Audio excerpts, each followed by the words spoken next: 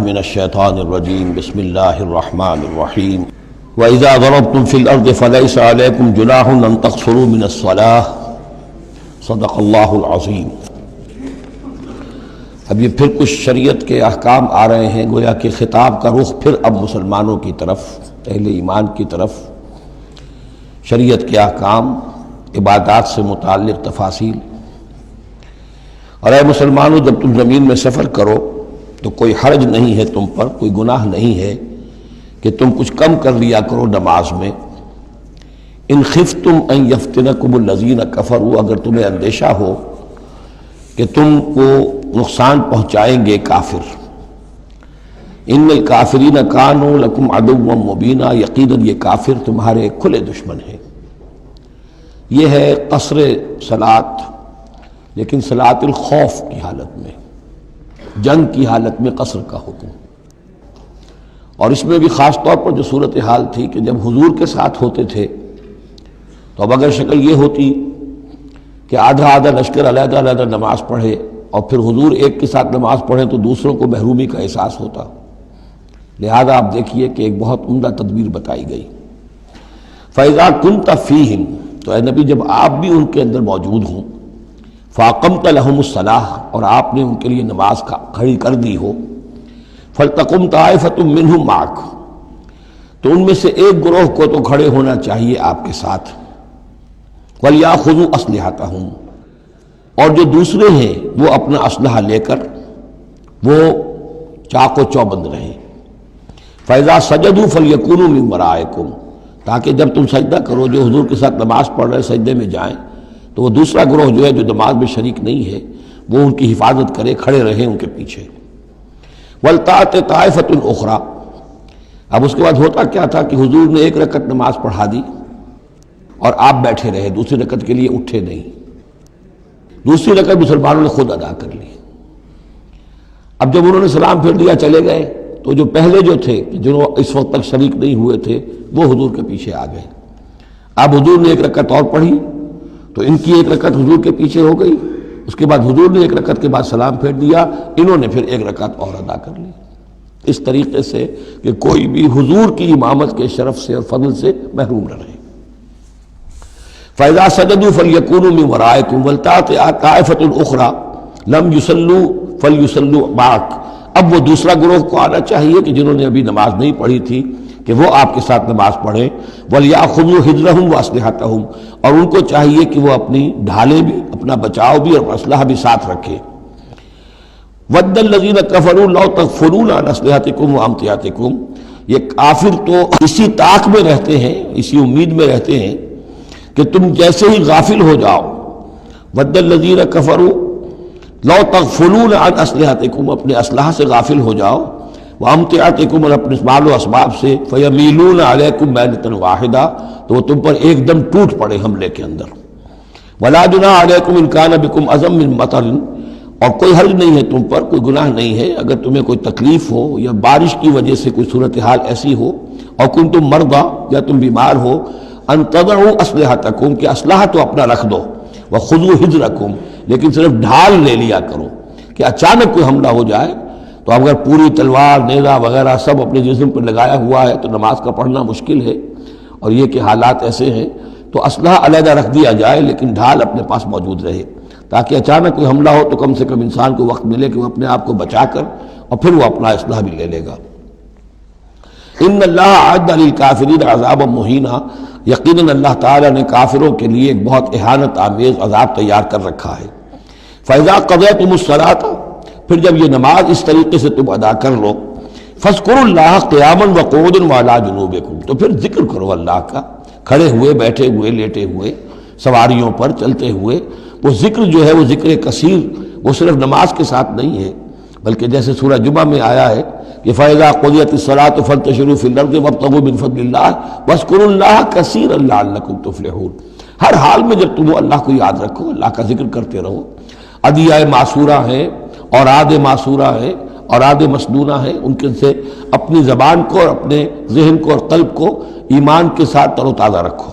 فَإِذَا اطْمَأْنَنْتُمْ، اور جب تمہیں امن حاصل ہو جائے، یعنی یہ نماز کی یہ کیفیت جو ہے یہ صرف اس شکل میں ہوگی کہ خوف ہے، صلاۃ الخوف، جب تمہیں امن حاصل ہو جائے، خوف جاتا رہے، فاقیموا الصلاۃ، پھر نماز قائم کرو، جیسے کہ نماز کے قائم کرنے کے آداب ہیں، اس کی شرائط ہیں۔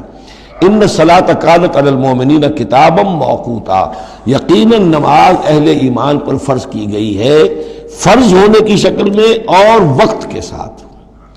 اس کی فرضیت ہے اور موقوت ہے، اس کے اپنے اوقات ہیں، اور اس اوقات کے ضمن میں آپ کو بتا چکا ہوں کہ حضرت جبرائیل نے 2 دن نماز آپ کو پڑھائی، ایک دن 5 نمازیں اول وقت میں، دوسرے دن 5 نمازیں آخر وقت میں، اور بتایا کہ ان کے مابین وقت ہے۔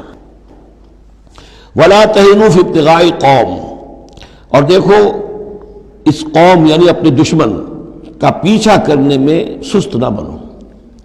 اب تو یوں سمجھیے کہ جو حق و باطل کی جنگ ہے وہ آخری مرحلے کو پہنچ رہی ہے، اب آخری مرحلے پہ آ کے تھک نہ جانا۔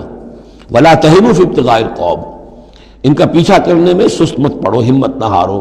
ان تکونوا تعلمون، بڑے پیارے الفاظ ہیں، اگر تمہیں کوئی تکلیف پہنچتی ہے، الم پہنچتا ہے، بے آرامی ہے، فإنہم یعلمون تعلمون، تو کیا انہیں نہیں پہنچتا؟ انہیں بھی تو تکلیف پہنچتی ہے، وہ بھی جنگ کر رہے ہیں، وہ بھی زخم کھاتے ہیں، ان کے بھی لوگ مر رہے ہیں، وہ ساری تکلیفیں انہیں بھی پہنچ رہی ہیں، دشمنوں کو بھی۔ وَتَرْجُونَ مِنَ اللَّهِ مَا لَا يَرْجُونَ، اور تم اللہ سے امیدیں رکھتے ہو جو وہ نہیں رکھتے۔ تمہیں تو جنت کی امید ہے، تمہیں اللہ سے مغفرت کی امید ہے، انہیں تو یہ بھی نہیں ہے، تو اس اعتبار سے تمہیں تو ان سے کہیں آگے بڑھ جانا چاہیے۔ جو آخری آیت تھی سورہ آل عمران کی کہ یا ایھا الذین آمنوا اصبروا وصابروا ورابطوا، ان سے تو بڑھ جانا چاہیے صبر کے اندر کہ تمہارا سہارا تو اللہ ہے، وما صبرک الا باللہ۔ ان کے تو یہ من گھڑت قسم کے دیویاں دیوتا، ان کے دل کے اندر ان کی حقیقت میں کوئی قدر و قیمت بھی نہیں ہے، پھر بھی وہ اپنے باطل معبودوں کے لیے اس طریقے سے جان جوکھوں میں ڈال رہے ہیں، تو مسلمانوں تمہیں تو اس سے 10 گنا کرنا چاہیے۔ وَلَا تَهِنُوا فِي ابْتِغَاءِ الْقَوْمِ إِن تَكُونُوا تَعْلَمُونَ فَإِنَّهُمْ يَعْلَمُونَ كَمَا تَعْلَمُونَ وَتَرْجُونَ مِنَ اللَّهِ مَا لَا يَرْجُونَ وَكَانَ اللَّهُ عَلِيمًا حَكِيمًا، اور یقیناً اللہ تعالی علیم ہے اور حکیم ہے۔ اب یہ چند آیتیں آ گئیں اہل ایمان سے خطاب میں، اب پھر کچھ منافقوں کا معاملہ ایک آ رہا ہے۔ اِنَّا أَنزَلْنَا إِلَيْكَ الْكِتَابَ بِالْحَقِّ لِتَحْكُمَ بَيْنَ النَّاسِ بِمَا أَرَاكَ اللَّهُ، اے نبی ہم نے آپ پر کتاب نازل کی ہے حق کے ساتھ، تاکہ آپ لوگوں کے مابین فیصلہ کریں انصاف کے ساتھ، اور جو اللہ نے آپ کو دکھایا ہے، یعنی ایک تو کتاب دی ہے، قانون دیا ہے، ایک آپ کو بصیرت دی ہے، یہ اللہ تعالیٰ کی طرف سے بصیرت خاص۔ ظاہر بات ہے کہ ایک جج بیٹھا ہوا ہے اور جج کے پاس سامنے کتاب ہے، فائل ہے، شہادتیں ہیں، گواہیاں ہیں، اب ایک اس کی اپنی ایک چھٹی حص بھی ہوتی ہے، اس کی اپنی جو ہے ایک ججمنٹ بھی ہوتی ہے جس کو کہ وہ بروئے کار لاتا ہے، تو اس کو اللہ کہتا ہے جیسا کہ ہم آپ کو دکھاتے ہیں اس کے مطابق فیصلہ کریں۔ وَلَا تَكُن لِلْخَائِنِينَ خَصِيمًا، اور خیانت کرنے والوں کی طرف سے آپ نہ جھگڑیں، یعنی ان کی طرف سے وکالت نہ فرمائیں کہ آپ کوئی اگر مسلمان ہے، کہنے کو مسلمان ہے خائن، تو اب اس کی طرفداری جو ہے آپ کو نہیں کرنی ہے۔ اس کا اصل میں ایک واقعہ ہو گیا تھا کہ ایک منافق مسلمان، اس نے کسی مسلمان کے گھر میں چوری کی، نقب لگائی، وہاں سے ایک آٹے کا تھیلا لے لیا، کچھ اسلحہ لے لیا، وہ اپنے گھر تک آیا تو وہ آٹے کی تھیلے کے اندر کہیں سوراخ تھا تو وہ آٹا گرتا گیا، تھوڑا تھوڑا وہ سارا راستہ جو ہے پتہ چل گیا کہ اس کے گھر تک سوراخ پہنچ گیا۔ پھر اسے کچھ خیال آیا کہ ممکن ہے مجھ پر شک ہو جائے، اسے پتہ نہیں تھا کہ یہ آٹا بھی میرا راز فاش کر رہا ہے۔ اس نے یہ کیا، اسی وقت جا کر ایک یہودی کے ہاں امانت رکھوا دیا، یہ سامان میری امانت ہے تمہارے پاس، لیکن وہاں بھی وہ نشان جو ہے آٹے کا وہاں بھی پہنچ گیا۔ اب اگلے روز جب تلاش ہوئی اور وہ آٹا جو گرا ہوا تھا راستے میں، اس کو دیکھ کر کھوج لگاتے ہوئے لوگ پہلے اس کے مکان پر پہنچے، اس نے صاف انکار کر دیا، تلاشی لے لی، چیز نکلی نہیں۔ اب انہوں نے دیکھا تو آگے جا رہے ہیں نشان، وہ وہاں پہنچ گئے، یہودی کے یہاں برآمد ہو گیا۔ یہودی نے کہا ٹھیک ہے یہ مال ہے، یہ رات رکھے یہاں پر حفاظت کے لیے رکھ گیا تھا۔ اب یہاں پہ جھگڑا ہو گیا کہ اس کے جو قوم کے لوگ تھے، اس کے گھرانے کے لوگ، اس منافق مسلمان کے، ان کا نہیں یہ جھوٹ بولتا ہے، یہ یہودی چور ہے۔ اب وہ یہودی کا اور مسلمان جو منافق تھا اس کا مقدمہ تھا جو حضور کے سامنے آیا، اور پوری قوم، اس کا پورا گھرانہ جو ہے، وہ قبیلہ اس کا جو ہے وہ آ گیا شور مچاتے ہوئے اور قسمیں کھاتے ہوئے، ہمارا یہ آدمی تو بہت نیک ہے، اس پر خام خواہ یہ جھوٹا الزام لگ رہا ہے اور یہ ہے اور وہ ہے، یہاں تک کہ کچھ حضور کا دل بھی پسیجنے لگا اس شخص کے بارے میں۔ اس پر یہ آیت نازل ہوئی ہے، خیانت کرنے والے کی طرف سے آپ وکالت نہ کریں، اس کے سہارا نہ بنیں، اس کو مدد نہ پہنچائیں۔ وَلَا تَكُن لِلْخَائِنِينَ خَصِيمًا، اب خصیمہ بحث کرنے والا للخائنین، علی الخائنین ہوتا تو خائنوں کے خلاف، للخائنوں کے حق میں آپ دلیل نہ دیں۔ واستغفر اللہ، اور یہ جو بھی آپ کی طبیعت میں نرمی پیدا کچھ ہو گئی تھی اس پر اللہ سے استغفار کیجئے۔ ان اللہ کان غفورا رحیما، یقیناً اللہ تعالیٰ بخشنے والا اور رحیم ہے۔ ولا تجادل عن الذین یختارون انفسهم، آپ مت جھگڑیے ان لوگوں کی طرف سے جنہوں نے کہ اپنے جانوں کے ساتھ خیانت کی ہے۔ اب ہم یہ امید لگائے بیٹھے حضور ہماری طرف سے شفاعت کریں گے، چاہے ہم نے بے ایمانیاں کی ہیں، حرام خوریاں کی ہیں، شریعت کی دجیاں بکھیری ہیں، تو حضور گویا کہ ہماری شفاعت کریں گے۔ یہاں فرمایا جائے وَلَا تُجَادِلْ عَنِ الَّذِينَ يَخْتَارُونَ أَنفُسَهُم، مت جھگڑیے آپ ان لوگوں کی طرف سے، ان کی طرف سے وکالت مت کیجیے۔ ان اللہ لا يحب من كان خوانا اثیما، اللہ تعالیٰ کو بالکل پسند نہیں ہے وہ لوگ کہ جو خوان ہوں، خیانت کرنے والے اور گناہ گار ہوں۔ یستخفون من الناس ولا یستخفون من اللہ، یہ لوگ شرماتے ہیں اور چھپتے ہیں لوگوں سے، اللہ سے نہیں چھپتے۔ وَهُوَ مَعَهُمْ إِذْ يُبَيِّتُونَ مَا لَا يَرْضَىٰ مِنَ الْقَوْلِ، حالانکہ جب یہ راتوں کو مشورے کرتے ہیں مسلمانوں کے خلاف، حضور کے خلاف، یہ منافقین کی بات آ رہی ہے تو اللہ تعالیٰ ان کے ساتھ موجود ہوتا ہے۔ اگر تو ایمان ان کا ہو اللہ پر تو انہیں معلوم ہو کہ اللہ سن رہا ہے ہماری بات۔ یہ مسلمانوں سے ڈرتے ہیں، خفیہ رکھتے ہیں اپنی باتوں کو، ان بدبختوں کو یہ خیال نہیں ہے کہ اللہ وہ تو ہر وقت ہمارے پاس موجود ہے۔ وَكَانَ اللَّهُ بِمَا يَعْمَلُونَ مُحِيطًا، اور جو کچھ وہ کر رہے ہیں اللہ اس کا احاطہ کیے ہوئے ہے، یعنی اس کی پکڑ سے یہ کہیں باہر نہیں نکل سکتے۔ ہاں انتم ہؤلاء جادلتم عنہم فی الحیات الدنیا، اب یہاں پہ اشارہ ہو رہا ہے وہ جو منافق مسلمان تھا چور، اس کے جو گھرانے والے لوگ تھے کہ اے لوگو تم نے دنیا کی زندگی میں تو ان کی طرف سے جھگڑا کر لیا، یہاں تک کہ حضور کو بھی بچلانے کی حد تک تم پہنچ گئے۔ وَمَن يُجَادِلُ اللَّهَ عَنْهُمْ يَوْمَ الْقِيَامَةِ، قیامت کے دن کون مجادلہ کرے گا اللہ سے؟ یہاں تم چھڑا بھی لو، حضور کو بھی فرض کیجئے، حضور نے فرمایا، یہ حدیث موجود ہے کہ میرے سامنے کوئی مقدمہ پیش ہوتا ہے تو کوئی ایک فریق زیادہ چرب زبان ہوتا ہے، اپنی بات کو پیش کرتا ہے اور میرے ہاں سے وہ غلط فیصلہ لے جاتا ہے۔ فرض کیجئے زمین کا کوئی ٹکڑا تھا اور میں نے غلط ڈگری اس کے حق میں دے دی، تو وہ سمجھ لے کہ چاہے میری عدالت سے ڈگری لے کر گیا ہے لیکن وہ جہنم کا ٹکڑا لے کر گیا ہے، زمین کا ٹکڑا لے کر نہیں گیا ہے۔ تو یہ تو معاملات ہیں کہ جو بھی عدل ہو رہا ہے، فیصلہ ہو رہا ہے، اس میں جو بھی کیسز ہیں، جو بھی گواہیاں ہو رہی ہیں، اس کے مطابق فیصلہ کر رہے ہیں۔ اب ہر وقت تو اللہ تعالیٰ کی طرف سے حضور صلی اللہ علیہ وسلم کے لیے ہر مرحلے پر تو نہیں تھا، جہاں اللہ ضروری محسوس کرتا تھا آپ کو متنبع فرما دیتا تھا۔ ہاں انتم ہؤلاء، یہ تمہیں لوگ ہو، جادلتم عنہم فی الحیات الدنیا، تم نے بہت جھگڑا کیا ان کی طرف سے، اپنے ساتھی اپنے رشتہ دار کی طرف سے دنیا کی زندگی میں۔ فمن یجادل اللہ عنہم یوم القیامہ، تو کون ہے جو اللہ سے جھگڑا کر سکے گا ان کی جانب سے قیامت کے دن؟ ام من یکون علیہم وکیلا، یا کون ہوگا جو اس کا کارساز بن سکے گا، ان کا وکیل بن سکے گا؟ وَمَن يَعْمَلْ سُوءًا أَوْ يَظْلِمْ نَفْسَهُ، اور جو کوئی بری حرکت کرے گا یا اپنے اوپر ظلم ڈھائے گا، ثم يستغفر اللہ، اور پھر اللہ سے استغفار کرے گا، یجد اللہ غفور الرحیم، وہ اللہ کو پائے گا غفور الرحیم۔ سیدھی روش سے غلطی ہو گئی، خطا ہو گئی، مان لو، جو دنیاوی سزا ہے وہ بھگت لو، اللہ سے استغفار کرو، آخرت کی سزا سے چھٹکارا مل جائے۔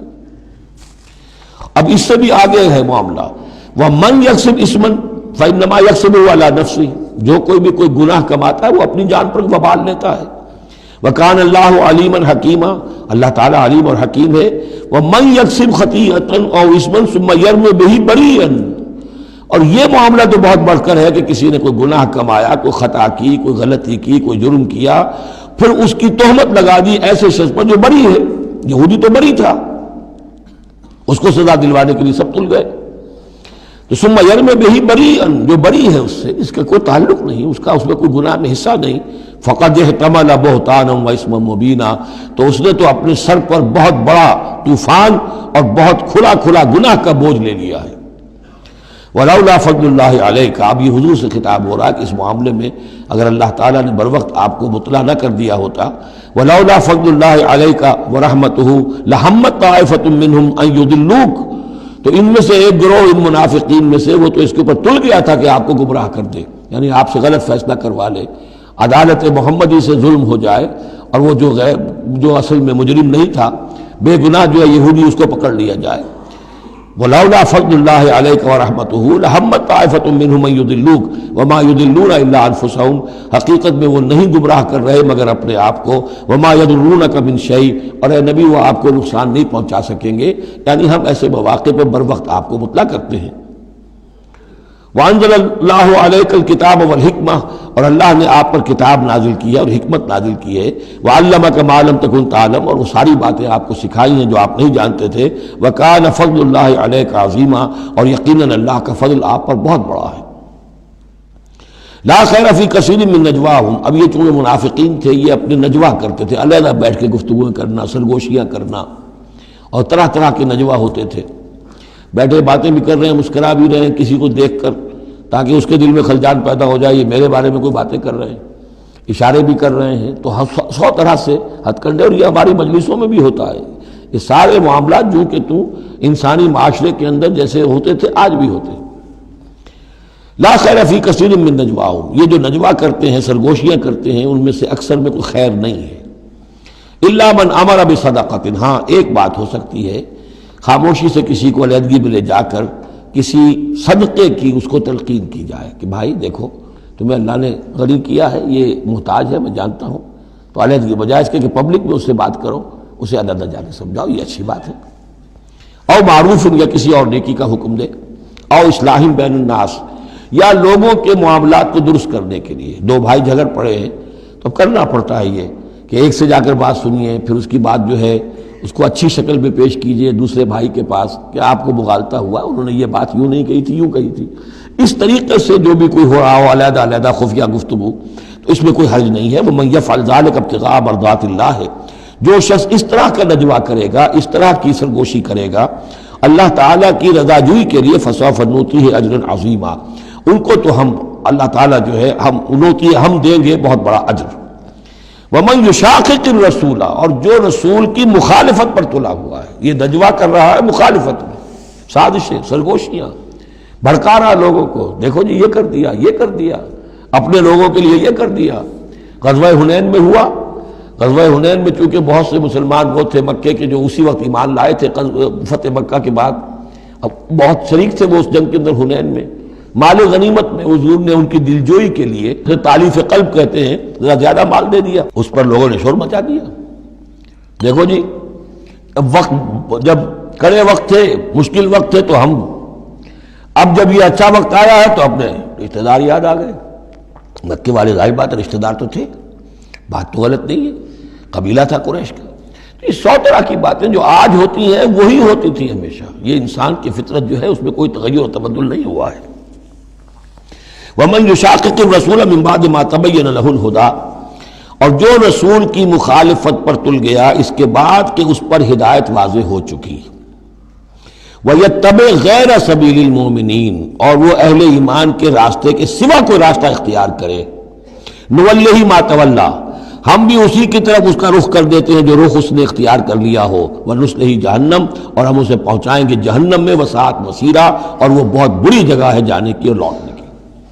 یہ آیت بڑی اہم ہے اس اعتبار سے کہ امام شافعی رحمۃ اللہ علیہ یہ کہتے ہیں کہ میں نے اجماع کا جو معاملہ ہے قرآن مجید سے تلاش کرنے کی کوشش کی اور مجھے نہیں ملا، یعنی اللہ کے اطاعت یہ تو ٹھیک ہے جو قرآن میں آیا ہے وہ قانون کا ایک سورس ہے، حضور کا فرمان، حضور کی سنت سورس ہے، اسی طرح اجتہاد وہ بھی سمجھ میں آ گیا، یہ اجماع کس شے کا نام ہے، قرآن میں کہیں ذکر نہیں آیا۔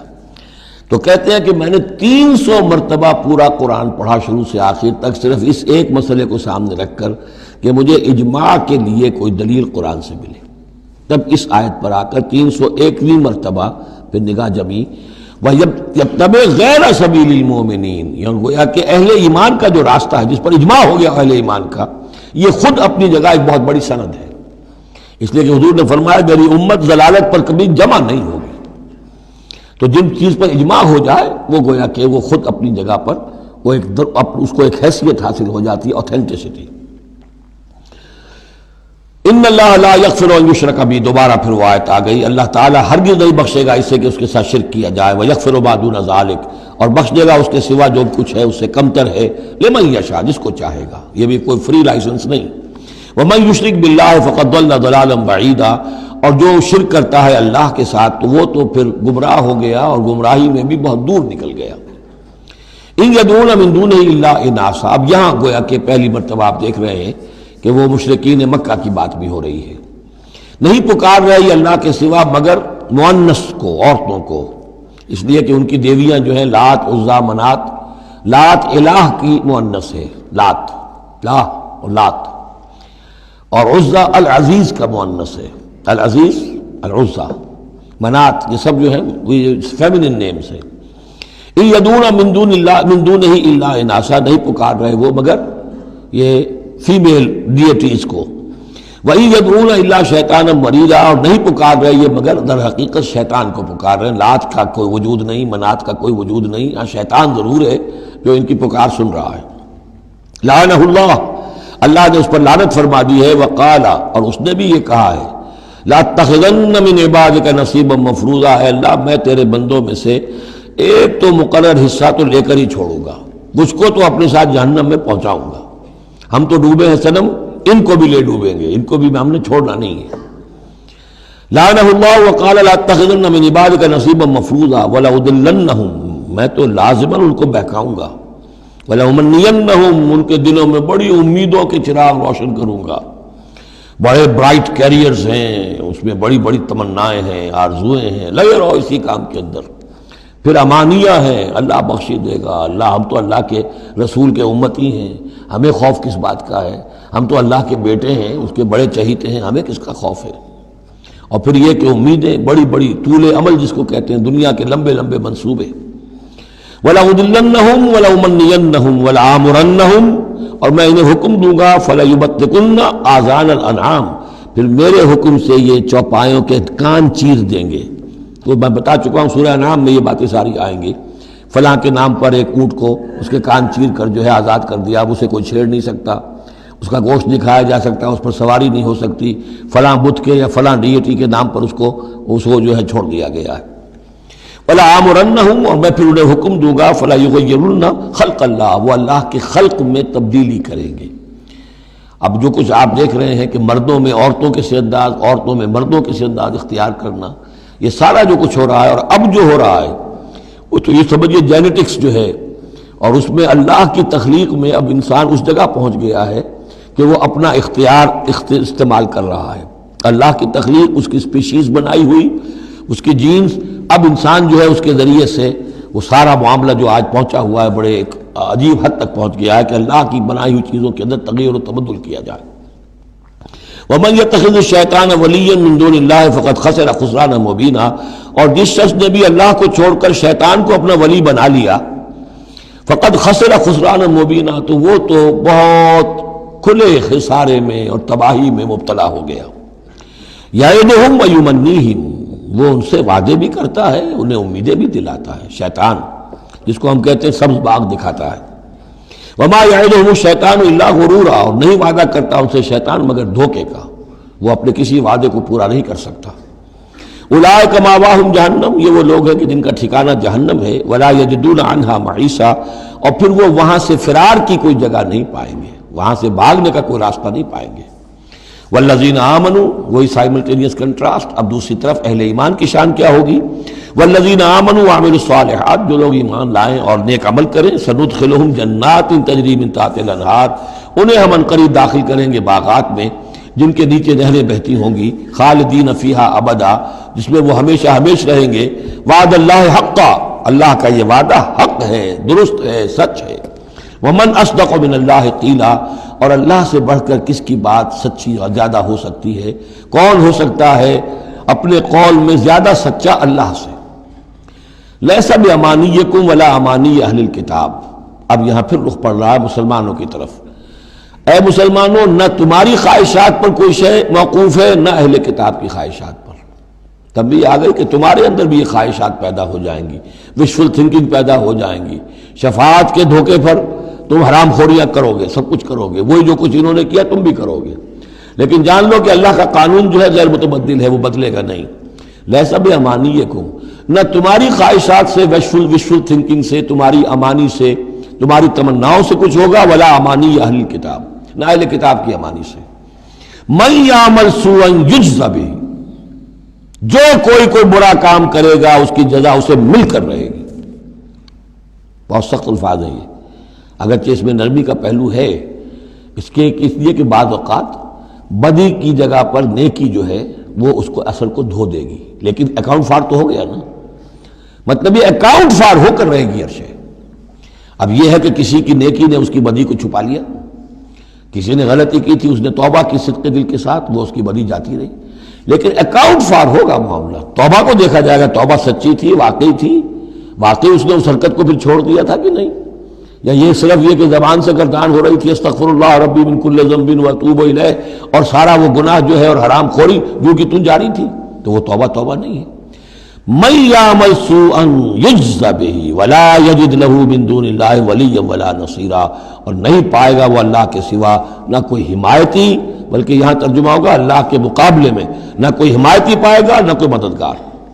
ومن یعمل من الصالحات من ذکر او انثی، اور جو کوئی عمل کرے گا نیکیوں کا، خواہ وہ مذکر ہو خواہ مؤنث ہو، مرد ہو یا عورت ہو، وہو مومن، ہو مومن صاحب ایمان، فاولئک یدخلون الجنۃ ولا یظلمون نقیرا، تو یہ وہ لوگ ہیں کہ جو جنت میں داخل ہوں گے اور ان کی کوئی حق تلفی تل کے برابر بھی نہیں کی جائے گی۔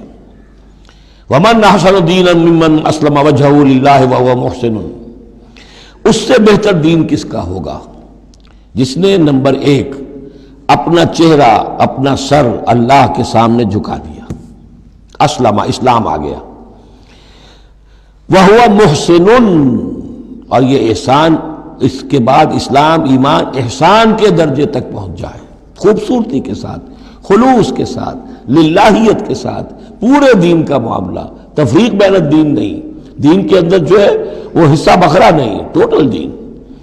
ومن احسن دینا ممن اسلم وجہہ للہ وہو محسن واتبع ملت ابراہیم حنیفا، اور اس نے پھر پیروی کی دین ابراہیم کی یکسو ہو کر، یا ابراہیم کی جو یکسو تھا۔ واتخذ اللہ ابراہیم خلیلا، اور اللہ نے تو ابراہیم کو اپنا دوست بنا لیا تھا۔ وَلِلَّهِ مَا فِي السَّمَاوَاتِ وَمَا فِي الْأَرْضِ، اللہ ہی کے لیے ہے جو کچھ کہ ہے آسمانوں میں اور جو کچھ کہ ہے زمین میں۔ وَكَانَ اللَّهُ بِكُلِّ شَيْءٍ مُحِيطًا، اور یقیناً اللہ تعالی ہر شے کا احاطہ کیے ہوئے ہے۔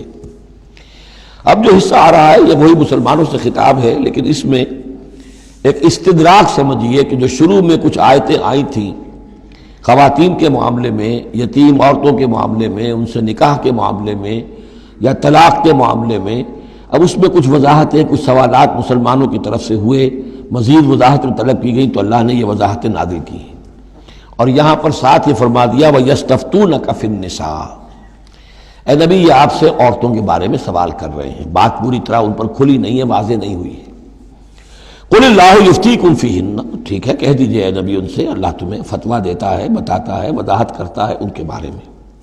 وَمَا يُتْلَىٰ عَلَيْكُمْ فِي الْكِتَابِ مِنْ يَتَامَى النِّسَاءِ، اب وہ آیت نمبر 3 کے اندر بات واضح ہو گئی، قرآن نے ثابت کر دیا کہ وہاں جو کہا تھا کہ وَإِنْ خِفْتُمْ أَلَّا تُقْسِطُوا فِي الْيَتَامَى، تو یتامى النساء مراد تھی وہاں پر، کہ اگر تمہیں اندیشہ یہ ہو کہ یتیم لڑکیوں سے شادی کرو گے تو ان کے ساتھ انصاف نہیں کر سکو گے، اس لیے کہ ان کی طرف سے کوئی ہے نہیں جو ان کے حقوق کا پاسدار ہو اور تم سے کوئی بات پوچھ کر سکے ان کی طرف سے، تو پھر ان سے شادی مت کرو، بلکہ تم اور جو عورتیں ہیں شادی اگر کرنی ہے ایک سے زائد تو ما طاب لکم من النساء مثنی وثلاث ورباع، شادی کرو۔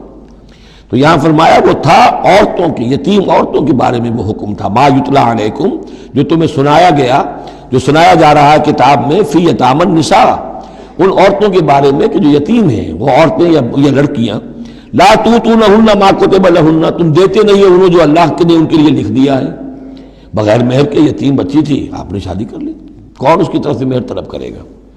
وترغبون ان تنکحوہن، اور چاہتے ہو کہ اسے نکاح بھی کرو، والمستضعفین من الولدان، اسی طرح بچے جو ہیں ان کے ساتھ بھی جو ظلم ہوتا ہے، وان تقوموا للیتامى بالقسط، اور وہ جو ہم نے تفصیل سے احکام دیے ہیں کہ یتیموں کے معاملے میں انصاف پر کاربند رہو، وما تفعلوا من خیر فإن اللہ کان بہ علیما، اور جو خیر بھی تم کرو گے اللہ اس سے واقف ہے، تمہاری نیتوں کو جانتا ہے۔ تو وہ احکام ہے، بنیادی ہدایات دے دی گئی ہیں، اور اس میں اس سے اضافی شے جو ہے وہ یہ ہے کہ تمہاری نیت صاف ہونی چاہیے۔ واللہ یعلم المفسد من المصلح، اللہ جانتا ہے کہ کون حقیقت میں شرارتی ہے اور کون جو ہے اس کی نیت صحیح ہے۔ وَإِنِ امْرَأَةٌ خَافَتْ مِنْ بَعْلِهَا نُشُوزًا، اب دیکھیے ایک نشوز عورت کے لیے آیا تھا کہ اگر واللاتی تخافون نشوزہن، وہ عورتیں، وہ بیویاں کہ جو سرکشی کر رہی ہیں، حکم نہیں مان رہی ہیں، تابعداری نہیں کر رہی ہیں، زدہ پر اڑی ہوئی ہیں، ان کے بارے میں تو آ چکا تھا شروع میں۔ اب یہاں عورتوں پر بھی تو ہو سکتا ہے کہ مرد ظلم کر رہا ہے، مرد جو ہے وہ ان کا حقوق ادا نہیں کر رہا ہے، شوہر جو ہے وہ اپنی قوامیت جو ہے اس کو غلط طریقے پہ استعمال کر رہا ہے، روب ڈالتا ہے، دھونس دیتا ہے، یا اور بری طریقے سے ستاتا ہے، تنگ کرتا ہے، تنگ کر کے وہ مہر معاف کرواتا ہے، یا کچھ اور، اگر ذرا اس کے والدین اچھے کھاتے پیتے ہیں تو لاؤ اپنے والدین کے گھر سے۔ یہ ساری گندگیاں جو ہمارے معاشرے میں ہوتی ہیں اور عورتیں بیچاری اس میں پستی ہیں، وہ جو چکی کے دو پارٹوں کے مابین۔ وَإِنِ امْرَأَةٌ خَافَتْ مِنْ بَالِهَا نُشُوزًا، اور اگر کسی عورت کو اپنے شوہر سے اندیشہ ہو جائے کہ وہ زیادتی کرے گا، وہ زیادتی کر رہا ہے اور وہ اس کے حقوق ادا نہیں کر رہا، او اعراضاً، یا اب وہ اس کی طرف میلان ہی نہیں رکھتا، اب وہ گویا کہ بیوی ہے ہی نہیں، اس کی طرف کوئی میلان نہیں، کوئی نئی شادی رچائی ہے اور سارا جو ہے توجہ جو ہے وہ نئی نویلی دلہن کی طرف ہے، او اعراضاً، جی بھر گیا، توجہ ہٹ گئی، فلا جناح علیہما، تو ان دونوں پر کوئی الزام نہیں ہوگا، ان یصلحا بینہما صلحا، کہ وہ آپس میں بیٹھ کر صلح کر لیں۔ صلح سے مراد یہاں پر اپنا معاملہ طے کر کے اور عورت خلا کر لے، بس صلح و خیر۔ لیکن خلا کرنے میں جیسا کہ ہم پڑھ چکے ہیں، عورت کو مہر چھوڑنا پڑے گا، لیا تھا تو کچھ واپس کرنا پڑے گا۔ والصلح خیر، صلح اچھی ہے۔ وأحضرت الانفس الشح، البتہ جو انسانی نفس ہے اسے لالچ جو ہے اس پر مسلط رہتا ہے، مرد چاہے گا میرا پورا مہر واپس کرو، عورت چاہے گی کہ مجھے کچھ بھی واپس نہ کرنا پڑے۔ وَإِن تُحْسِنُوا، یہ آ چکا ہے سورہ بقرہ کے اندر، یہ مضامین آ چکے ہیں۔ وَإِن تُحْسِنُوا، اگر تم نیکی کرو، تم مرد ہو، تم مردانگی کا ثبوت دو اس معاملے کے اندر، نرمی کرو، ان کا حق جو ہے زیادہ رکھو۔ وَتَتَّقُوا فَإِنَّ اللَّهَ كَانَ بِمَا تَعْمَلُونَ خَبِيرًا، اور تم تقویٰ کی روش اختیار کرو تو جان لو کہ اللہ تعالیٰ تمہارے تمام اعمال سے باخبر ہے۔ وَلَن تَسْتَطِيعُوا أَن تَعْدِلُوا بَيْنَ النِّسَاءِ، اچھا وہاں یہ آیت بھی آئی تھی کہ وَإِنْ خِفْتُمْ أَلَّا تَعْدِلُوا فَوَاحِدَةً، اگر تمہیں اندیشہ یہ ہو کہ تم اپنی بیویوں پہ اگر ایک سے زائد ہیں، دو ہیں، تین ہیں، چار ہیں، تو عدل نہیں کر سکو گے تو پھر ایک ہی پر اکتفا کرو، پھر دوسری شادی مت کرو۔ تمہیں اطمینان ہے، تمہیں اپنے اوپر یہ اعتماد ہے کہ تم یہ عدل کر سکتے ہو، تب دوسری شادی کرو، ورنہ نہیں۔ لیکن اب اس میں جیسا کہ میں نے عرض کیا تھا کہ کچھ چیزیں تو ہوتی ہیں گنتی کی، ناپ تول کی، اس میں تو عدل ہو سکتا ہے، لیکن ایک قلبی میلان جو ہے اس کے اندر تو ظاہر بات ہے انسان کے اختیار میں نہیں ہے۔ حضور صلی اللہ علیہ وسلم نے اپنی تمام ازواج کے لیے ہر چیز گن گن کر، یعنی باریاں بھی مقرر تھیں آپ کی شب باشی کی، دن میں بھی اب آپ ایک چکر لگاتے تھے عصر اور مغرب کے درمیان، تو تھوڑی تھوڑی دیر ہر اپنی زوجہ محترمہ کے پاس ٹھہرتے تھے، کہیں تھوڑی دیر بھی زیادہ ہو جاتی تو کھلبلی بچ جاتی تھی، آج وہاں کیوں ٹھہر گئے، آج زینب کے پاس زیادہ وقت کیوں لگ گیا، آج فلاں کیا ہو گیا، وہاں شہد دیا گیا تھا وہ شہد پی رہے تھے تو اس وجہ سے دیر لگ گئی۔ تو حضور سے جب کہا گیا اشارے کنائے سے، آپ نے قسم کھا لی اچھا میں آئندہ کبھی شہد نہیں پیوں گا، حضور نے اللہ تعالیٰ نے ٹوک دیا کہ حضور یہ کیوں آپ قسم کھا رہے ہیں، لما تحرم ما احل اللہ لک تبتغی مرضات ازواجک۔ تو یہ چیزیں جو ہوتی ہیں انسانی معاشرے میں، بہرحال بہت بہتر معاملہ تھا، بہت بہتر تھا حضور کے ازواج مطہرات کا آپس میں، لیکن یہ کہ بالکل ظاہر بات ہے کہ کچھ نہ کچھ تو شوق ناپا جو ہوتا ہے اس کے کوئی نہ کوئی اثرات تو ہوتے ہیں، یہ عورت کی فطرت ہے، وہ اس کے اندر اختیار میں نہیں ہے۔ تو یہ چیزیں جو ہے فرمایا کہ اگر تم وَلَن تَسْتَطِيعُوا أَن تَعْدِلُوا بَيْنَ النِّسَاءِ، تمہارے لیے ممکن ہی نہیں ہے کہ تم عورتوں کے مابین انصاف کر سکو۔ مراد کیا ہے؟ قلبی میلان، یہ حدیث کے اندر واضح ہو گیا۔ اور حضور فرمایا کرتے تھے کہ اللہ جو بھی چیزیں ہیں میں نے اس میں پورا عدل کیا ہے، باقی جہاں تک میرے دل کا میلان کا تعلق ہے مجھے امید ہے تو مجھ سے مواخذہ نہیں کرے گا، یہ ہے ظاہر بات ہے۔ لیکن اگر تم چاہو بھی تو تم عدل نہیں کر سکتے۔ وَلَن تَسْتَطِيعُوا أَن تَعْدِلُوا بَيْنَ النِّسَاءِ وَلَوْ حَرَصْتُمْ، چاہے تم کتنے حریص ہو اس کے، نہیں کر سکتے۔ فَلَا تَمِيلُوا كُلَّ الْمَيْلِ، تو ایسا نہ ہو کہ ایک کی طرف پورے کے پورے جھک جاؤ، میلان، میل، کل المیل، ایک ہی کی طرف پورا میلان ہو جائے، فَتَذَرُوهَا كَالْمُعَلَّقَةِ، کہ دوسری بیوی معلق ہو کر رہ گئے، اب نہ وہ شوہر والی ہے اور نہ آزاد ہے، اس سے کوئی تعلق ہی نہیں۔ وَإِن تُصْلِحُوا وَتَتَّقُوا، اگر تم اصلاح کر لو اور تقویٰ کی روش اختیار کرو، فَإِنَّ اللَّهَ كَانَ غَفُورًا رَحِيمًا، تو اللہ تعالیٰ بھی غفور اور رحیم ہے۔ وَإِن يَتَفَرَّقَا، اب یہ بہت اہم موضوع ہے کہ ہمارے ہاں طلاق کے بارے میں جو یہ مشہور ہو گیا صحیح ہے، ان ابغض الحلال عند اللہ الطلاق، کہ حلال چیزوں میں سب سے زیادہ اللہ کو ناپسند جو ہے وہ طلاق ہے، لیکن اسے کفر کے درجے تک پہنچایا ہوا ہے۔ لڑائی چل رہی ہے، جھگڑا چل رہا ہے، مزاجوں میں موافقت نہیں ہے، ایک دوسرے کو کوس رہے ہیں، دن رات کا جھگڑا ہے، طلاق نہیں دینی۔ یہ احمقانہ طرز عمل ہے، بالکل احمقانہ، شریعت کی منشا کے بالکل خلاف۔ یہاں آپ دیکھیں کہ ایک طرح کی ترغیب ہے طلاق کی، ترغیب۔ وَإِن يَتَفَرَّقَا، اب اگر وہ متفرق ہو جائیں، علیحدہ ہو جائیں، سیپریشن جو آپ استعمال کرتے ہیں، سیپریٹ ہو جائیں، یغن اللہ کلا من سعتہ، اللہ دونوں کو اپنی کشادگی کشائش سے غنی کر دے گا۔ ہو سکتا ہے اس عورت کو بھی کوئی بہتر رشتہ مل جائے کہ جو اس سے اس کی سب مزاجی موافقت رکھنے والا ہو، اور اس شوہر کو بھی اللہ تعالیٰ کوئی بہتر بیوی دے دے کہ جس کے اور اس کے درمیان جو ہے مزاج کے اندر موافقت پیدا ہو جائے۔ تو یہ کہ عدم موافقت ہے، لڑتے رہنا ہے، دنگا فساد ہے، لیکن یہ کہ وہ طلاق نہیں دینی ہے، یہ ہندوانہ اثرات ہیں ہم پر نمبر ایک، اور دوسرے عیسائیانہ اثرات ہیں۔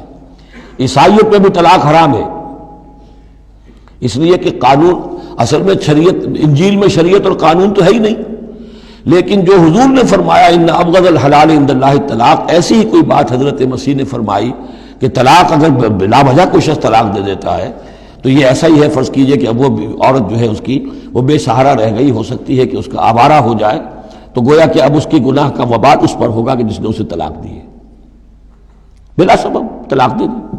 اب وہ عورت جو ہے اگر اس کی شادی اور نہیں ہوئی تو اس کی آوارگی کا امکان موجود ہے۔ تو اس کو سمجھنا چاہیے کہ یہ اخلاقی تعلیم تھی، یہ قانونی تعلیم نہیں تھی۔ قانونی تعلیم تو وہی ہے کہ جو تورات کے اندر ہے، آپ حضور حضرت مسیح فرما کر گئے ہیں کہ یہ نہ سمجھو کہ میں قانون کو ختم کرنے آیا ہوں، موزائک لا جو ہے حضرت موسیٰ کی شریعت وہ تم پر نافذ رہے گی، لاگو رہے گی، عائد رہے گی۔ تو قانون قانون ہے، اور اس کے ساتھ اخلاق کی تعلیم ہوتی ہے۔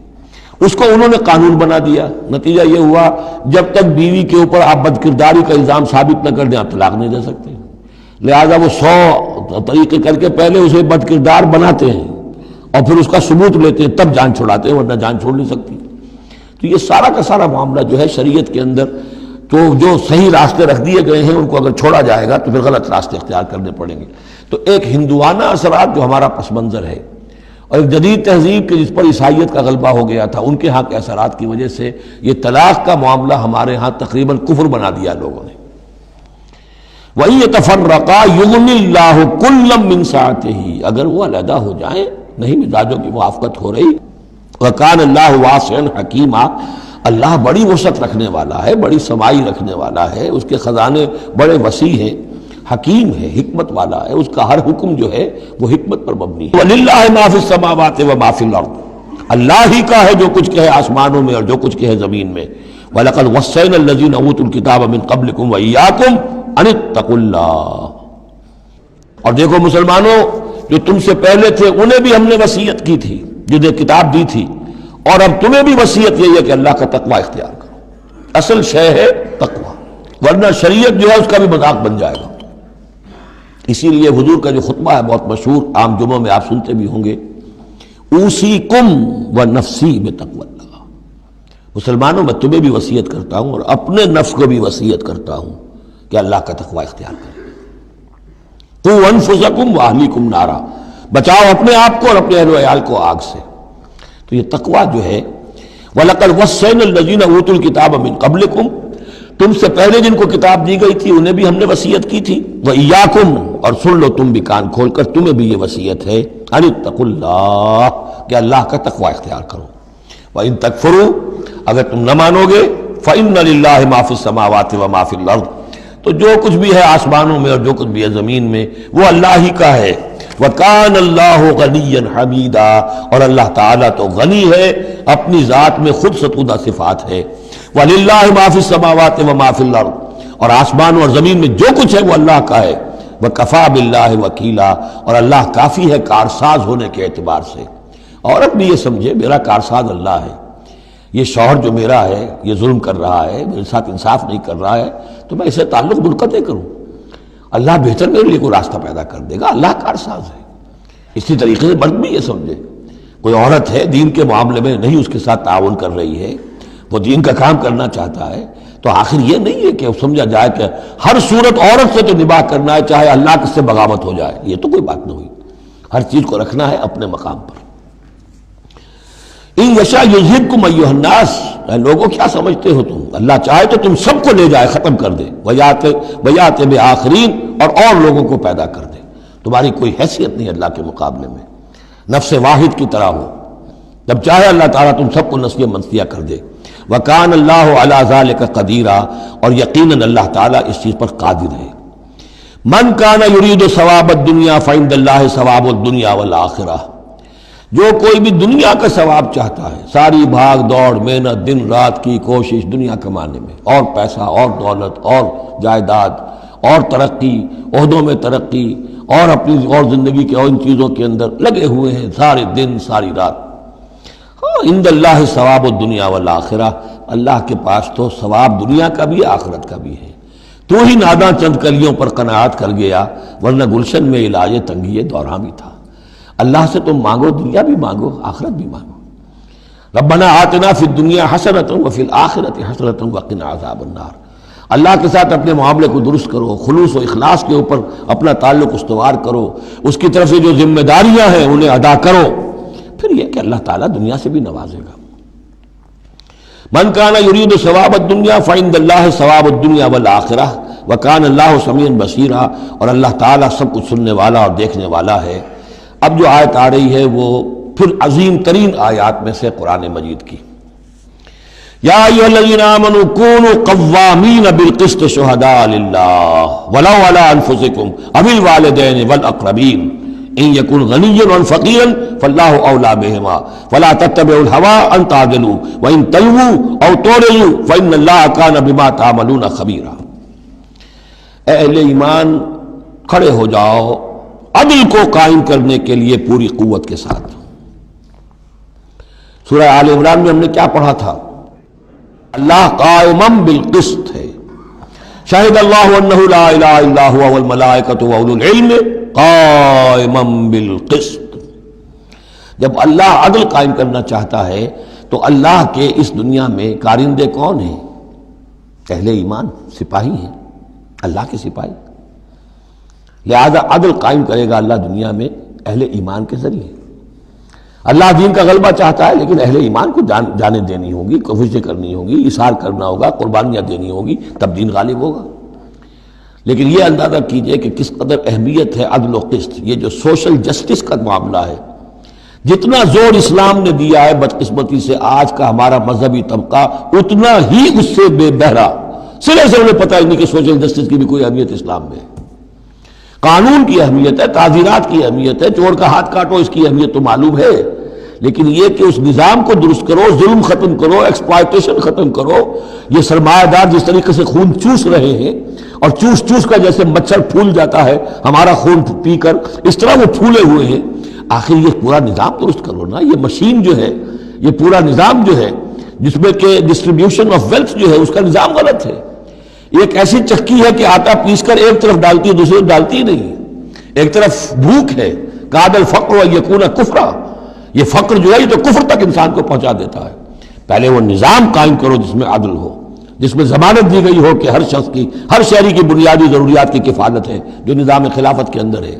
پھر کوئی چوری کرے تو ہاتھ کاٹو، ضرور کاٹو، لیکن یہ ہے کہ قانون تو ہمیں معلوم ہے، بحالات موجودہ آپ وہ قانون نافذ کر دیجئے، فائدہ ہوگا حرام خوروں کو، بلیک مارکیٹیوں کو، جنہوں نے کہ حرام خوری سے دولت جمع کی ہوئی ہے۔ چور کا ہاتھ کٹے گا تو وہ پھر پاؤں پھیلا کے سوئیں گے، انہیں ڈر کائے کرا، فائدہ انہیں ہوگا۔ اصل شے یہ، میں یہ نہیں کہہ رہا کہ شریعت نافذ نہ کی جائے، معاذ اللہ، لیکن یہ کہ شریعت شریعت ہے، دین دین ہے۔ لا جو ہے وہ سب سرو کرتا ہے سسٹم کو، قانون جو ہے وہ کسی نظام کو قائم کرتا ہے، مضبوط کرتا ہے، سب سرو کرتا ہے، اس کی خدمت کرتا ہے۔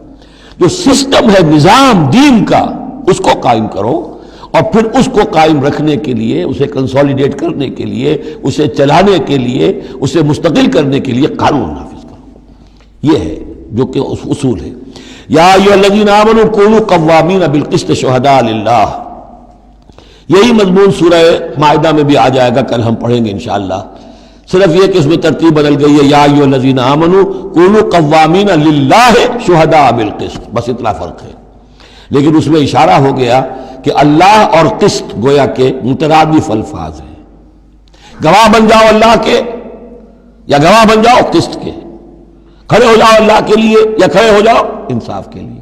معلوم ہوا اللہ اور قسط یہ مترادف ہیں. یا ایھا الذین آمنوا کونوا قوامین بالقسط شہداء للہ ولو علی انفسکم. خواہ یہ انصاف کی بات تمہارے اپنے خلاف جا رہی ہو، او الوالدین یا تمہارے والدین کے خلاف جا رہی ہو، والاقربین خواہ تمہارے قرابت داروں کے خلاف جا رہی ہو. تمہارا تعلق عدل کے ساتھ، انصاف کے ساتھ، قسط کے ساتھ ہے، رشتہ داری کے ساتھ نہیں.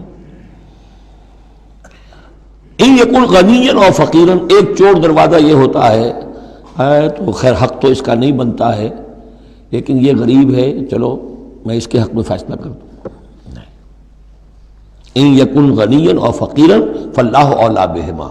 چاہے وہ شخص غنی ہے یا فقیر ہے، دونوں کا پشت پناہ اللہ ہے، دونوں کا کفیل اللہ ہے.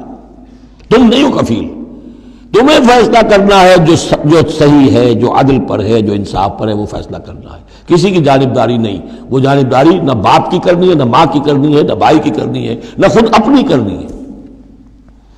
یا ایھا الذین آمنوا کونوا قوامین بالقسط شہداء للہ. اللہ کے گواہ بن کر کھڑے ہو جاؤ اللہ کے حق میں.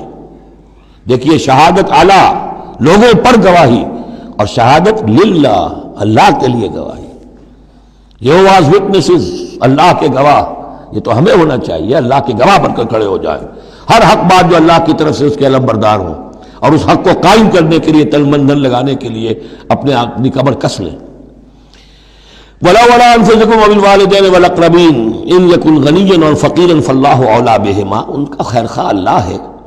فَلَا تَتَّبِعُوا الْهَوَىٰ، تو دیکھو خواہشات کی پیروی نہ کرو. أَن تَعْدِلُوا، مبادہ تم عدل سے ہٹ جاؤ کہ تم عدل نہ کرو، خواہشات کی پیروی کر کے عدل سے برگشتہ ہو جاؤ.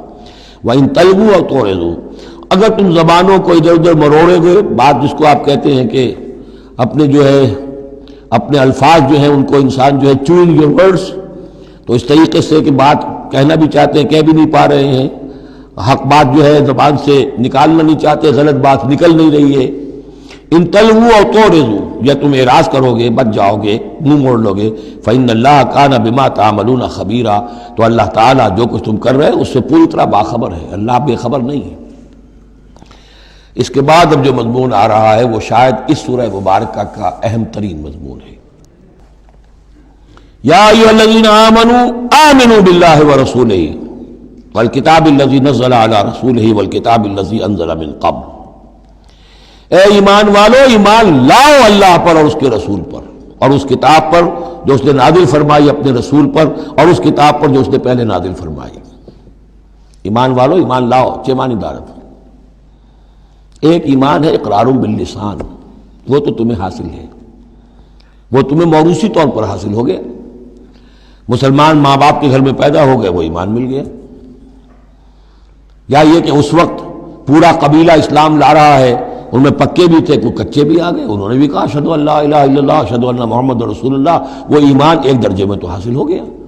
اس لیے ہم پڑھ چکے ہیں کہ کوئی تمہیں اگر راستے میں ملا ہے اور وہ اپنا اسلام ظاہر کرتا، آپ کہہ نہیں سکتے کہ تم مومن نہیں ہو.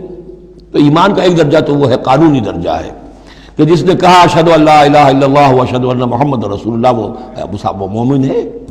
لیکن کیا حقیقی ایمان یہی ہے؟ نہیں. ایمان کیا ہے؟ یقین قلبی. یا ایھا الذین آمنوا آمنوا باللہ ورسولہ، ایمان لاؤ اللہ پر.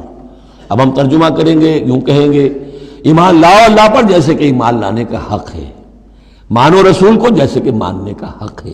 اور یہ اسی وقت ادا ہوگا جب اللہ اور اس کے رسول پر ایمان دل میں کھب گیا ہو. جیسے صحابہ کے بارے میں فرمایا گیا سورہ حجرات میں وَلَٰكِنَّ اللَّهَ حَبَّبَ إِلَيْكُمُ الْإِيمَانَ وَزَيَّنَهُ فِي قُلُوبِكُمْ. اللہ نے ایمان کو تمہارے نزدیک محبوب بنا دیا، اسے تمہارے دلوں میں کھبا دیا ہے.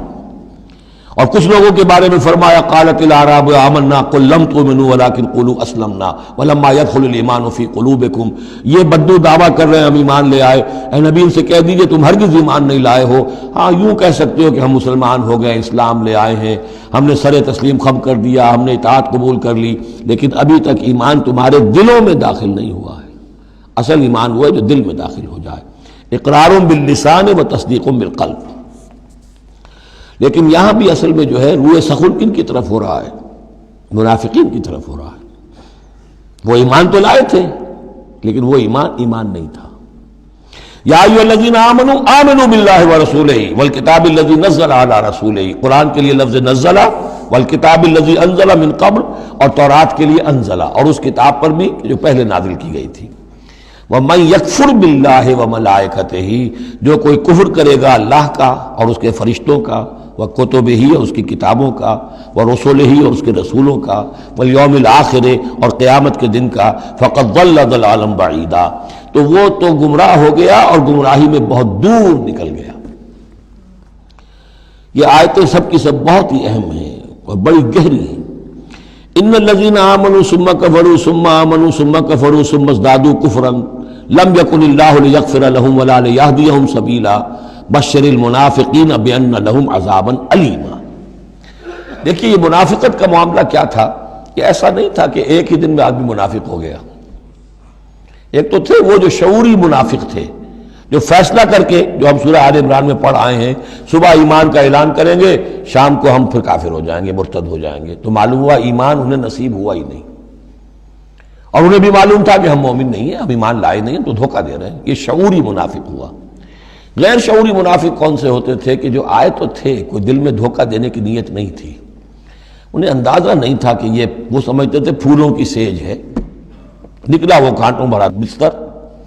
اب انہیں قدم قدم پہ رکاوٹ ہے، وہ ارادہ، وہ پختگی نہیں ہے، ایمان کی وہ گہرائی نہیں ہے کہ ہر کے بعد آباد جو ہو سو ہو۔ ان کا کیا ہوتا ہے، کچھ دو قدم چلے، کچھ پیچھے ہٹ گئے، کچھ چھٹک گئے، کچھ چلے، کچھ ہمت کی، کچھ رک گئے۔ نتیجہ یہ ہوتا ہے کہ اب لوگ ان کے ڈانٹ ڈپٹ کرتے، تم کیا کرتے ہو؟ تو اب انہوں نے کیا کیا، جھوٹے بہانے بنانے شروع کیے، اور پھر آخری درجہ جھوٹی قسمیں کھانی شروع۔ خدا کی قسم یہ مجبوری تھی، اس لیے میں رک گیا تھا، تم سمجھتے ہو کہ میں جہاد میں نہیں جانا چاہتا تھا، تم ایسا گمان تو نہ کرو، مجھے یہ مجبوری ہو گئی تھی، میری بیوی مر رہی تھی، میں کیسے جا سکتا تھا، وغیرہ وغیرہ، جھوٹی قسمیں۔ تو یہ جو ہے معاملہ ایمان اور کفر کا، یہ یوں چلتا رہتا ہے۔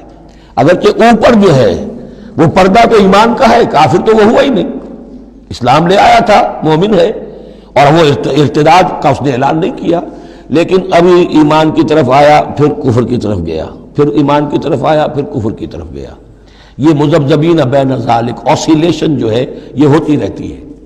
اور اس کی بہترین مثال کیا ہے، کبھی اگر کسی کو آپ نے دریا میں، کسی تالاب میں ڈوبتے دیکھا ہو، نیچے گیا پھر آیا ذرا اوپر، پھر گیا پھر آیا، پھر گیا تو گیا، بالکل وہ نقشہ ہے جو یہاں ہے۔ ان الذین آمنوا ثم کفروا، یہاں کفر سے مراد نفاق ہے، کفر قانونی نہیں، کفر حقیقی، کفر معنوی، کفر باطنی، اندر ہی اندر ہو رہا ہے سب کچھ جو ہو رہا ہے۔ انہوں نے انکار اور اعلان کیا ہی نہیں ہے، اسلام سے انکار نہیں کیا، کفر کا اعلان نہیں کیا، یہ اندر ہو رہا ہے اس کی شخصیت کے باطن میں۔ ان الذین آمنوا ثم کفروا ثم آمنوا ثم کفروا، ایمان لائے پھر کفر کیا، پھر ایمان لائے پھر کفر کیا، ثم ازدادوا کفرا، پھر کفر میں بڑھتے چلے گئے۔ لم یکن اللہ لیغفر لہم، اللہ تعالیٰ ایسے لوگوں کو مغفرت کرنے والا نہیں ہے، ایسے لوگوں کی مغفرت کرنے والا نہیں ہے، ولا لیہدیہم سبیلا، اور نہ ایسے لوگوں کو وہ راستہ دکھائے گا۔ اگلی آیت میں کھول دیا کہ یہ کن کا تذکرہ ہے، بشر المنافقین بان لہم عذابا علیما، اے نبی ان منافقوں کو بشارت دے دیجئے کہ ان کے لیے دردناک عذاب۔ یہاں تو آنا ہے تو یکسو ہو کے آؤ، ریزرویشن رکھ کر مت آؤ۔ وَلَنَبْلُوَنَّكُمْ بِشَيْءٍ مِّنَ الْخَوْفِ وَالْجُوعِ وَنَقْصٍ مِّنَ الْأَمْوَالِ وَالْأَنفُسِ وَالثَّمَرَاتِ، کان کھول کر آؤ۔ لَتُبْلَوُنَّ فِي أَمْوَالِكُمْ وَأَنفُسِكُمْ وَلَتُسْمَعُنَّ مِنَ الَّذِينَ أُوتُوا الْكِتَابَ مِن قَبْلِكُمْ وَالَّذِينَ أَشْرَكُوا أَذًى كَثِيرًا، تمہیں سننی پڑیں گی، ساری تلخ باتیں سننی پڑیں گی، کڑوے گھونٹ کرنے پڑیں گے، قدم قدم پر آزمائشیں آئیں گی۔ در رہے منزل لیلا کے خطر ہاش بسے، شرط اول قدم ہی نہ اس کے مجنون باشی۔ بشر المنافقین، تنزیہ انداز ہے، ان منافقوں کو بشارت دے دیجئے محمد صلی اللہ علیہ وسلم کہ ان کے لیے بہت دردناک عذاب ہے۔ الذین یتخذون الکافرین اولیاء من دون المؤمنین، ان کی ایک شان یہ بھی تھی کہ وہ جو کفار تھے ان کو دوست بناتے تھے، وہ چاہتے تھے نا don't keep all your eggs in one basket, بالکل یکسو مسلمانوں کے ساتھ ہو جاؤ، کیا پتہ ہے کل پلڑا جو ہے بدل جائے، تو کفار کے ساتھ بھی keep some good office with them also, کچھ نہ کچھ ان کے ساتھ رہے معاملہ، کہہ سکے وقت کے اوپر، تو دوستیاں رکھتے تھے۔ الذین یتخذون الکافرین اولیاء من دون المؤمنین، اہل ایمان کو چھوڑ کر ان کو دوست بناتے ہیں، اور ان کو اپنا پشت پناہ بناتے ہیں. ایبتغون عندہم العزہ، کیا وہ ان کے اس قرب میں اور ان کی محفلوں میں جا جا کر عزت چاہتے ہیں؟ عزت کی تلاشی ہے. امریکہ جانا بہت بڑا اعزاز ہے، اتنے بڑا اعزاز مل گیا تو یہ عزت ہی ہے نا، جو انسان ڈھونڈنے کے لیے، اور اس کے لیے کروڑوں روپیہ خرچ ہوتا ہے. اس کے لیے جو بھی لابینگ ہوتی ہے، اس کے لیے وہ چند منٹ کی ملاقات کے لیے وہ بھی، اور کچھ اس سے حاصل ہو نہ ہو، باقی جو پالیسیاں ان کی چلتی رہتی ہیں وہ تو جو بھی ان کا CIA کر رہا ہے یا کوئی اور پینٹاگون کر رہا ہے، وہ تو بیٹھا ہوا ہے فگر ہیڈ، اس کے سوا کچھ بھی نہیں. الذین یتخذون الکافرین اولیاء من دون المؤمنین یبتغون عندہم العزہ فإن العزۃ للہ جمیعا، عزت کل کی کل اللہ کے اختیار میں ہے. کہاں عزت ڈھونڈ رہے ہو؟ وقد نزل علیکم فی الکتاب، اور یہ بات تم پر نازل کی جا چکی ہے کتاب میں. یہ سورہ انعام کی آیت نمبر 68 ہے، جس میں روکا گیا مسلمانوں کو کہ جب تم دیکھو کہ کافر لوگ جو ہیں استہزاء کر رہے ہیں، قرآن کا مذاق اڑا رہے ہیں، تو کم سے کم یہ ہے، اب مکے کی آیت ہے وہ، اس وقت مسلمانوں میں اتنا زور تو نہیں تھا کہ ان کو چپ کر سکتے زبردستی، لیکن یہ کم سے کم یہ کرو کہ وہاں بیٹھو مت، وہاں سے چلے جاؤ، احتجاجاً جو ہے وہاں سے رخصت ہو جاؤ، پھر وہاں بیٹھو نہیں. اگر بیٹھے رہو گے تو ہو سکتا ہے تمہاری غیرت کے اندر کچھ کمی آتی چلی جائے، تمہاری جو حس جو ہے وہ پھر کند پڑ جائے. تو اسی کا حوالہ دیا جا رہا ہے. وقد نزل علیکم، اللہ اتار چکا ہے تم پر فی الکتاب، اسی کتاب میں قرآن میں، ان اذا سمعتم آیات اللہ یکفر بہا، جب تم سنو کہ اللہ کی آیات کا کفر کیا جا رہا ہے، وہ یستہزأ بہا، اور ان کا مذاق اڑایا جا رہا ہے، فلا تقعدوا معہم، تو ان کے ساتھ مت بیٹھو، حتی یخوضوا فی حدیث غیرہ، یہاں تک کہ پھر وہ کسی اور بات میں لگ جائیں، پھر دوبارہ آ جاؤ، کوئی حرج نہیں، کوئی اور بات ہے. اس لیے کہ بہرحال ان کو کوئی نے تبلیغ کرنی ہے، ان سے گفتگو کرنی ہے، تعلق منقطع نہیں کرنا، لیکن جب وہ یہ حرکت کر رہے ہو تب ان کے قریب مت بیٹھو. انکم اذا مثلہم، اگر تم بھی بیٹھے رہو گے اس وقت اسی حالت میں ان کے ساتھ، تو پھر تم بھی ان جیسے ہو جاؤ گے. ان اللہ جامع المنافقین والکافرین فی جہنم جمیعا، یقیناً اللہ تعالیٰ جمع کر کے رہے گا منافقوں کو بھی اور کافروں کو بھی جہنم میں، سب کو. الذین یتربصون بکم، وہ جو تمہارے لیے ایک انتظار کی حالت میں ہیں، دیکھنا چاہتے ہیں، دیکھیے اونٹ کس کروٹ بیٹھتا ہے، تیل دیکھو، تیل کی دھار دیکھو. آخری فتح مسلمانوں کو ہوتی ہے یا کفار کو ہوتی ہے؟ دونوں کے ساتھ کچھ نہ کچھ تعلقات رکھو، تاکہ وقت جو بھی ہو، جو بھی صورتحال سچویشن جو بھی ہو جائے، ہم اس کے اندر اپنے بچاؤ کی کوئی شکل کر لیں. تو الذین یتربصون بکم، وہ تمہاری بات طاق میں ہے، منتظر ہیں، سوچ رہے ہیں. فَإِن كَانَ لَكُمْ فَتْحٌ مِّنَ اللَّهِ، تو اگر تمہیں فتح مل جاتی ہے اللہ تعالیٰ کے فضل و کرم سے، قَالُوا أَلَمْ نَكُن مَّعَكُمْ، وہ آ جائیں گے، ہم بھی تو آپ کے ساتھ تھے، مسلمان تھے، ہمارا بھی حصہ نکالیے مال غنیمت میں سے. وَإِن كَانَ لِلْكَافِرِينَ نَصِيبٌ، اور اگر کوئی حصہ پہنچ جائے کافروں کو، کوئی فتح انہیں وقتی طور پر حاصل ہو جائے، ان کا پلڑا بھاری ہو جائے، قالوا، تو وہ کہے کہ اپنے ان کافروں ساتھیوں سے، أَلَمْ نَسْتَحْوِذْ عَلَيْكُمْ، کیا ہم نے آپ کا گھیراؤ نہیں کر لیا تھا؟ ہم نے آپ کو بچایا ہوا تھا کہ یہ مسلمان جو ہے، ہم تو اوٹ بنے ہوئے تھے اصل میں. آپ سمجھتے ہیں مسلمانوں کے ساتھ ہو کر ہم جنگ کرنے آئے تھے؟ نہیں، ہم اس لیے آئے تھے کہ مسلمانوں کے حملوں سے آپ کو بچائیں. أَلَمْ نَسْتَحْوِذْ عَلَيْكُمْ وَنَمْنَعْكُمْ مِنَ الْمُؤْمِنِينَ، ہم نے تو بچایا ہے آپ کو مسلمانوں سے. فَاللَّهُ يَحْكُمُ بَيْنَكُمْ يَوْمَ الْقِيَامَةِ، تو اللہ ہی فیصلہ کرے گا تمہارے مابین قیامت کے دن. وَلَن يَجْعَلَ اللَّهُ لِلْكَافِرِينَ عَلَى الْمُؤْمِنِينَ سَبِيلًا، اور اللہ تعالیٰ کافروں کو اہل ایمان کے مقابلے میں راہیاب نہیں کرے گا. ان المنافقون یخادعون اللہ وهو خادعهم، یہ منافق اللہ کو دھوکہ دینے کی کوشش کر رہے ہیں اور اللہ انہیں دھوکہ دے رہا ہے. وَإِذَا قَامُوا إِلَى الصَّلَاةِ قَامُوا كُسَالَىٰ، جب نماز کے لیے بھی کھڑے ہوتے ہیں تو کسل بندی کے ساتھ کھڑے ہوتے ہیں، طبیعت میں بشاشت نہیں ہوتی. یراؤون الناس، لوگوں کو دکھاوے کے لیے. وَلَا يَذْكُرُونَ اللَّهَ إِلَّا قَلِيلًا، اور نہیں ذکر کرتے حقیقت میں اللہ کا مگر بہت کم. بارک اللہ لی و لکم فی القرآن العظیم.